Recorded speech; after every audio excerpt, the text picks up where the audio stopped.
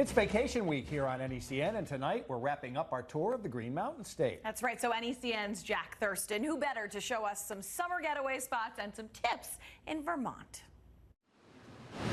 Diane DeMello of Taunton, Massachusetts, loves snapping photos of Vermont's famous covered bridges, adding this one to her collection when visiting Jeffersonville. You just stand there and you're mesmerized. I'm an old soul, so I think it transports me to a time where life was simpler. Photographers like Diane can find plenty of inspiration in the Green Mountain State, from the scenic Moss Glen Falls in Granville to the landmark Shelburne Farms, with its animals and incredible architecture. The key is taking a lot of photos. Steve Mermelstein runs VT Photo Tours, taking visitors to some of the state's many beauty spots and giving them pointers on how to capture the best shots. He advises amateur photographers to find something to place in the foreground of your pictures, creating a sense of depth, and to look for tree branches or other objects to help focus attention on the subject of a photo. Draws our eyes to the center of the photograph while having some interest in the foreground. When taking pictures of animals, Steve recommends positioning yourself so their heads are facing the center of the image.